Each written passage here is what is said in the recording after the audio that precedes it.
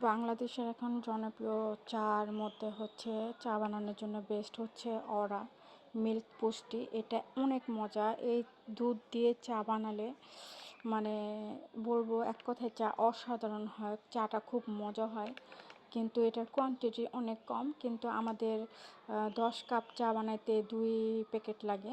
তো 10 কাপ খাওয়া যায় এই 2 প্যাকেট চা দিয়ে। তো এইটা হচ্ছে প্যাকেট, কিন্তু দুধের কোয়ান্টিটি অনেক কম। তার জন্য হচ্ছে যারা দুধ বেশি পছন্দ করবেন তাদের 3 প্যাকেট লাগবে, আর যারা কম পছন্দ করেন তাদের হচ্ছে 2 প্যাকেট লাগবে। মানে 2 প্যাকেটে হয়ে যায় যারা দুধটা কম খান চায়ের মধ্যে, যদি কড়া লিভার থাকে। আর যারা যদি 4 জন খান তাহলে 1 প্যাকেটে এই চাটা হয়ে যাবে আর কি, 1 প্যাকেট অনায়াসে খেতে পারবেন।